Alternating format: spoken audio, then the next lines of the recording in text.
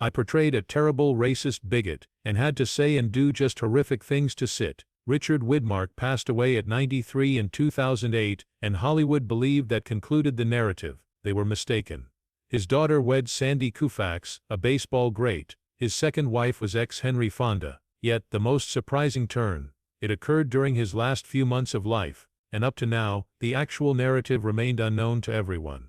Born Richard Widmark on December 26, 1914, in Sunrise Township, Minnesota, with Swedish ancestry, his father Carl Henry Widmark was a traveling salesman. Ethel May Barr, his mother, was of Scottish and English descent. Though his upbringing was far from stable, their origins provided him a blend of cultures. His father's work forced the family traveling from town to town all throughout Illinois. Never remaining too long in one location, they lived in places such as Princeton and Henry. Every move signaled a new school, new individuals, and finally departing it all behind. It made him silent and observant. He learned to adjust, a talent that would influence his destiny in ways he didn't foresee. He found solace in films. His grandmother brought him to attend his first movie when he was 4 years old. From then on, he was addicted. By the time he was a teenager, horror movies like Dracula and Frankenstein had left a profound impact on him. His memory of Boris Karloff's portrayal of Frankenstein's monster remained. He was amazed by how one actor could influence the feelings of a crowd. He didn't realize it yet, but that interest was the first step toward his destiny. He excelled in school, attending Princeton High School in Illinois. He performed well in studies and found a gift for public speaking. He graduated in 1932 and planned to be a lawyer, so he signed up at Lake Forest College. He wasn't even thinking about acting. That changed when he was cast as the lead and counselor at law. The encounter was unlike anything he had previously experienced. The stage seemed organic. Long after the show was finished, he retained the excitement of performing. His concentration changed. He had graduated in speech by 1936, and subsequently remained at Lake Forest as an associate director of speech and drama. Success was not immediate. Talent alone was insufficient. He required will, and luckily, he had much of it. He would not give up as the continual movement as a child had developed resilience in him. He took a chance and relocated to New York City in 1938. His starting point was radio. Starting with dramas like Aunt Jenny's Real-Life Stories, his voice conveyed tension and feeling. Aunt Jenny's Real-Life Stories, a well-known 15-minute soap drama, gave him first significant part in 1938. His voice was immediately noticeable, strong, fluid, and emotionally charged. It was so qualifying him for radio. Appearing on several programs every day, he was among the busiest voices in the business by the early 1940s. He kept crowds interested with exciting performances and suspense, portrayed a tough-talking reporter in Front-Page Feral, and took on enigmatic parts in the Shadow and Inner Sanctum mysteries. His talent to bring characters to life without ever being seen gave him a top name in the profession. Widmark was making $100,000 a year, a fortune during the Great Depression, at a period when other people found it difficult to make ends meet. Though his radio career flourished, the Globe was at war. Though turned down because of a perforated eardrum, Widmark wished to serve. Rather, he turned to theater and made his Broadway debut in 1943 with Kiss and Tell. George Abbott directed the comedy piece. Written by F. Hugh Herbert, the George Abbott-directed comedy opened at the Biltmore Theater on March 17 and quickly became a sensation. Running for more than 900 performances, it closed in 1945. Playing Lieutenant Lenny Archer, Widmark had the opportunity to display both appeal and depth. Kiss and Tell's popularity catapulted him into prominence in live theater. The play also started Joan Caulfield's career, who eventually rose to prominence as a Hollywood starring lady. Though he couldn't fight, Widmark nevertheless managed to help the war cause. Performing for American soldiers deployed abroad, he joined the United Service Organization's USO.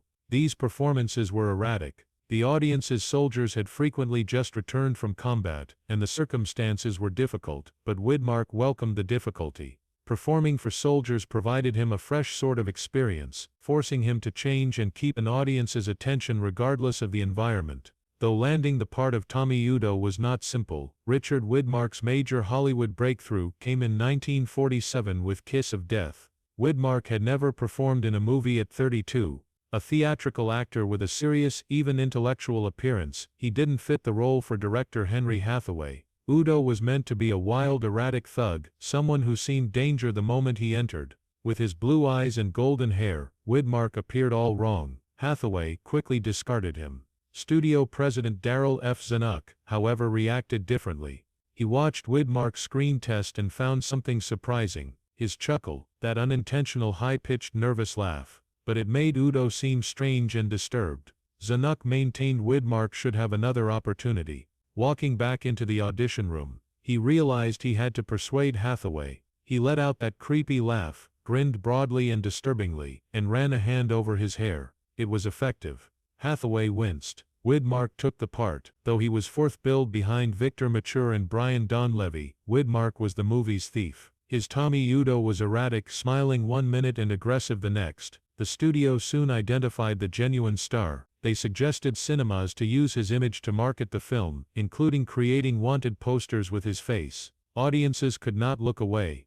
Widmark wasn't only a bad guy. He was changing the definition of a villain. The most memorable time came during the wheelchair scene. Always grinning, Tommy Udo binds an old lady, played by Mildred Dunnock, to a wheelchair and pushes her down a stairwell. It was unbelievable. Audiences in 1947 had never witnessed anything like it. Hollywood has to be cautious about violence under the rigorous Hays Code. Widmark's acting, however, made the scenario frightening without being gory. Critics paid attention. Some even likened Udo's frantic energy to early iterations of Batman's Joker. The effect was instant. Tommy Udo clubs were founded by college fraternities. Fans wrote Widmark notes begging him to capture his evil laugh on empty phonograph records. He had turned into an overnight phenomenon. He won the Golden Globe for Most Promising Newcomer in 1948. He was also up for an Academy Award, an amazing accomplishment for someone debuting in cinema. Though it didn't matter, he lost the Oscar to Edmund Gwynn for Miracle on 34th Street. The nomination by itself guaranteed his position in Hollywood. Richard Widmark's method of portraying criminals was remarkable. He didn't just play bad guys. He gave them character appeal and a feeling of risk that made it tough to turn away. Widmark plays Alex Stiles, a merciless gang leader working in the shadows of Center City, in The Street with No Name. 1948.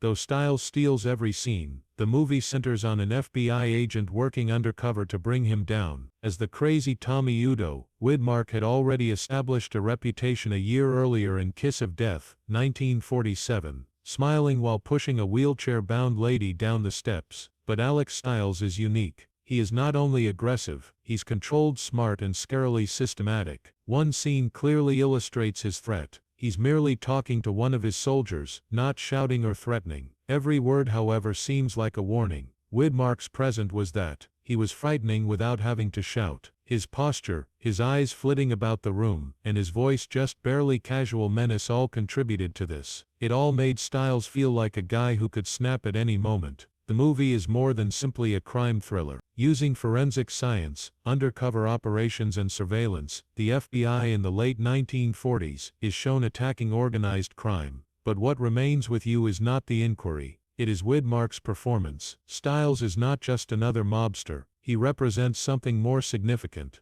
Post-war America saw an increasing dread of criminals, not only thugs with guns, but also men who were intelligent, organized, and merciless. Widmark provided the crowd with a disturbingly realistic villain. 2 years later, he portrayed a much different sort of guy in Night in the City, 1950. Harry Fabian is not at all like Alex Stiles. He has no control, desperate, always pursuing a dream that always feels just out of grasp. He's a hustler, a guy with great ideas but no genuine means to implement them. Set in London's criminal underbelly, the movie directed by Jules Dassin follows Fabian as he attempts to launch his own wrestling company. But right away, he's finished. He's in over his head, promising things he can't deliver and mingling with individuals far more hazardous than he knows. Widmark plays Fabian with a frenzied intensity. He speaks quickly, acts quickly, and always appears to be about to lose everything. One scene has him selling his most recent plan, and speaking so quickly he nearly trips over his own words. His face shows enthusiasm, but also dread.